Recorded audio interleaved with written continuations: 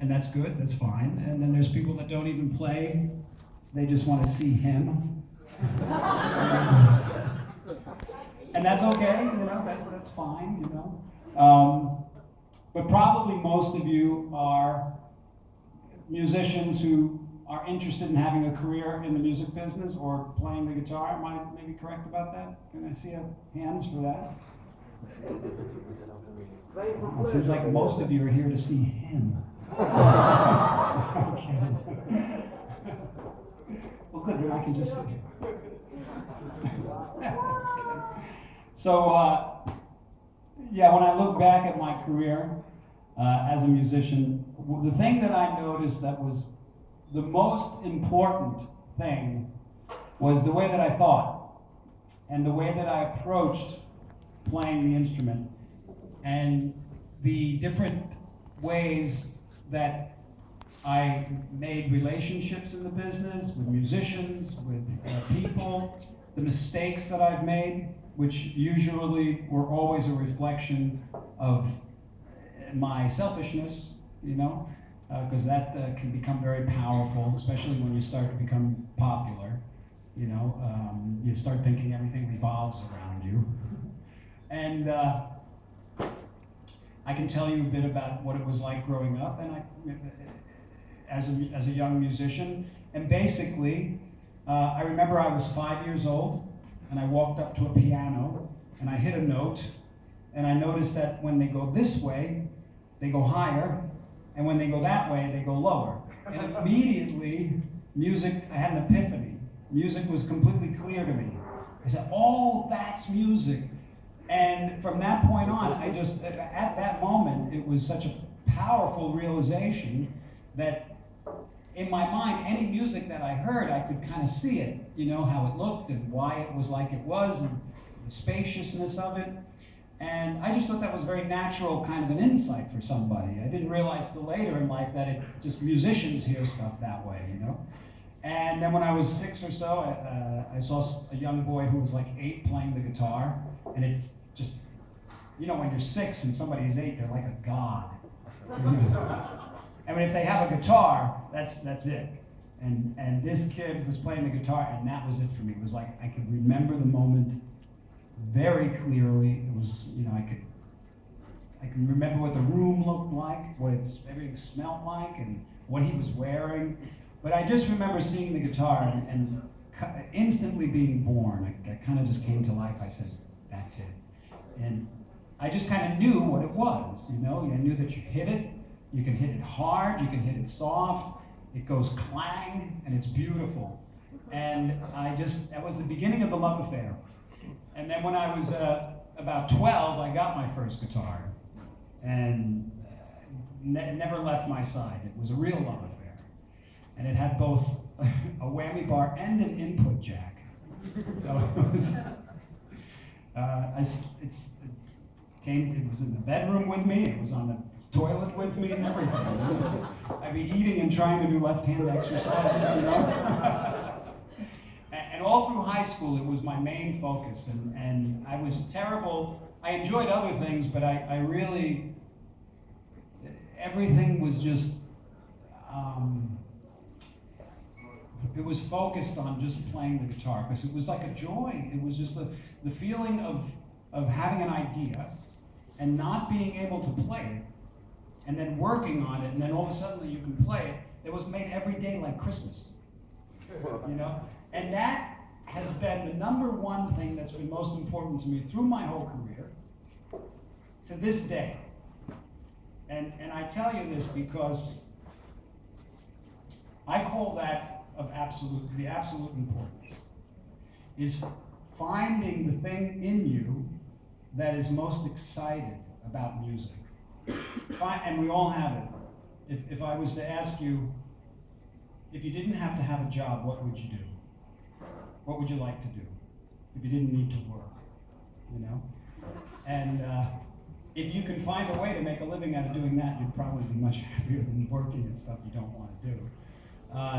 But I never had to think of it, because it was just always just playing the guitar, and making music. Now I say I never had to struggle, in the music business. Yeah, there was many challenges. Trust me, many challenges. But they were always secondary.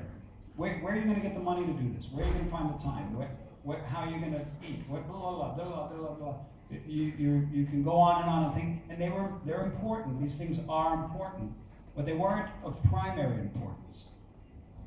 Of primary importance was finding the thing in me that felt enthusiasm and joy when I was doing it. And that's what I do these master classes about, is trying to encourage you to find the thing that gives you the feeling of enthusiasm when you think about it. Can you tell a story of time what's new in Baltimore? I mean, the song you made with Fantastic. The song I made with Frank, What's New in Baltimore? Yes. Sure, yeah, I'll get to that. I'll remember that. Thank you. It's a little off it's a little off the topic right now, but I will get to that because that's important. Um, so in the music business, like any business, there's a lot of challenges. There's things sometimes don't go the way you expect them to. And but the feeling of having an exciting idea and playing the guitar, it always went the way I wanted it to. How could it not? Because it was just something that was in me that I enjoyed doing. It was like my own secret in the beginning, and nobody could take that away. Really, nobody can take it away from you. There's no, how would somebody take that away? There's no government law. There's no religious restriction. There's nothing, because it's just something that you find in yourself and then you do. The only thing that can really stop you from doing it is yourself. And that's usually the voice in your mind that says you can't. So this was always my armor, because through the music business there has been a lot of storms, but because I loved playing the instrument and that was the number one most important thing, the storms, I was bulletproof. Nothing could harm me, nothing could touch me. Uh, and it made, when I say I'd never struggled, it's because I never didn't have that. And this way, everything else is just easy. Everything came to me as a result of that one desire. Because from it, I got better and better and better. And then Frank Zappa said, I want you to play in my band, because, not because I asked him if I could, because you don't ask Frank Zappa, hey, can I be in your band? They'll just say no. You have to have something that he wanted. Same thing with Dave Roth. I mean, I just had something that was a result of my love for the instrument. See? So that, the Crossroads, the Attitude Song, Whitesnake, Passion and Warfare, me sitting here right now, is all a result of the one thing that's been the same through my whole career. Finding something that I really like to play. That's it. So, and during this time, I've always felt that I could apply myself appropriately to different sets of Cześć, circumstances, Jacek like mówi, Frank z Zappa or drugiej David komóry Roth dzwonię, or wujek whatever. twój. And one of the things that Frank liked about me Jacek, was the ability, my wujas, ability to play all these weird, Łazewska. wild things that should Posłuchaj never have teraz. been written for the guitar. Because Frank would just write, and then Słyszysz say, coś? here, play this. To And Stevie I Vai would get mówi, a ja piece of siedzę music 9 metrów sometimes od that, niego na warsztatach muzycznych. the first page would be here and the last page would be at the Co tam? bar, and it would be Stevie like, Vai 40 minutes of sheer terror, on the guitar. w Warszawie, na Crazy, warsztatach takich ridiculous stuff. muzycznych. Now, how could a 20-year-old Takie kid, spotkanie dwugodzinne. first of all, get a gig with Frank Zappa and have Pogadanki i coś him, tam gra. accept you and Dobra, actually na razie, było credit fajnie you as porozmawiać. playing impossible guitar parts, because that's how he credited me. And really, it was very simple for me. I would get this music, and I would not feel anxiety or fear or shock, or all those things could be there.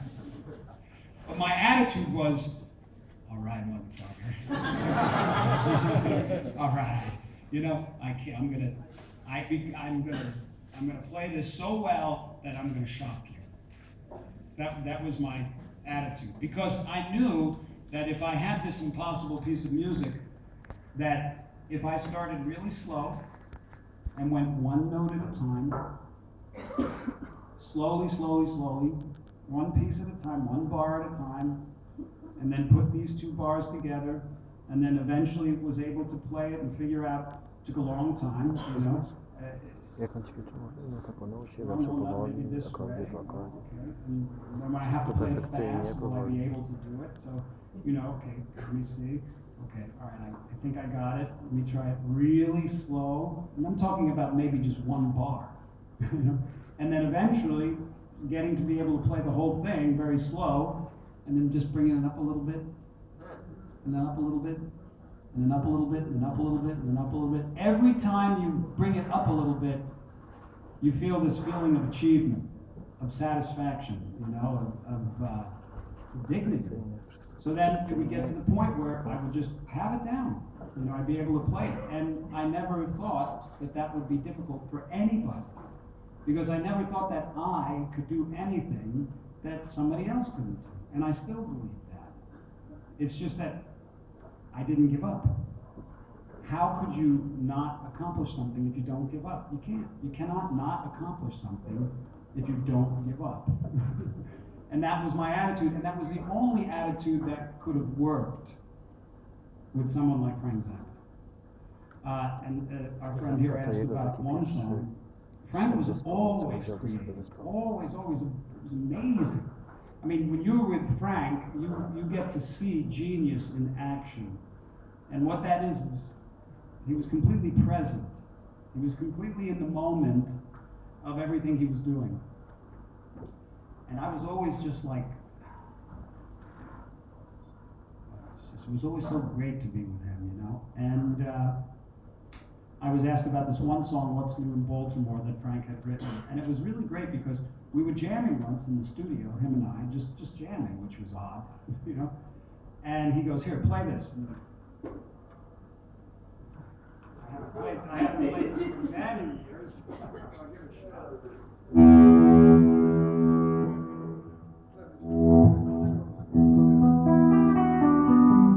That's it, yeah, it went like this. And Frank would just go, play this.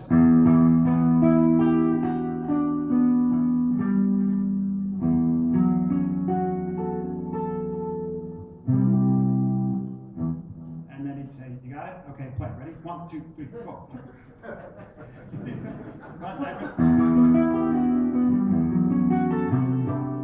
I actually added that. And he liked it. So, and then he'd say, okay, now play this.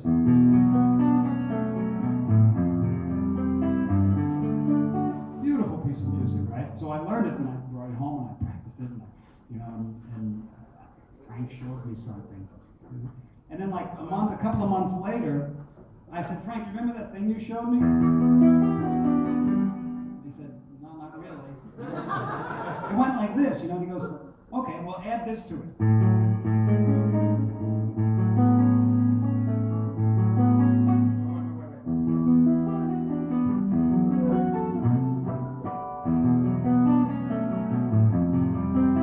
And the second part went, wait. Oh yeah, okay. It's 25 years. I messed it up. Anyway, there was a second part.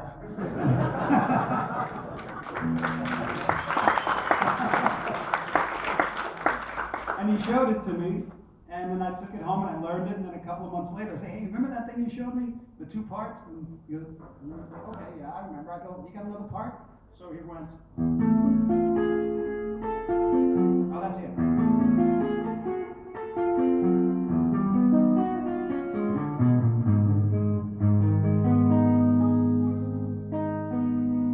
Oh shit, it's been a long time.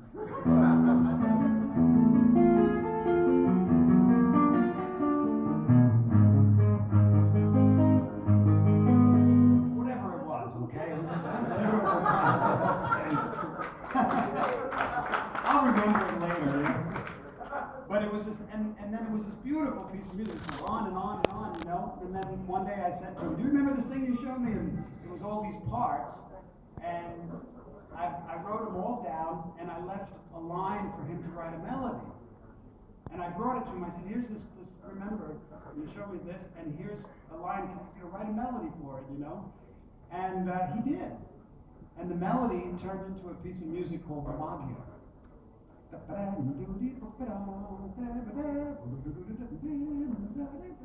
asked me to play it. It was one of those, it was hard, really hard, terrifying, very long, impossible, because it was, the rhythm was,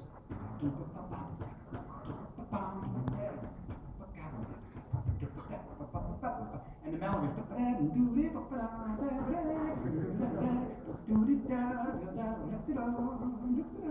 and then it got into,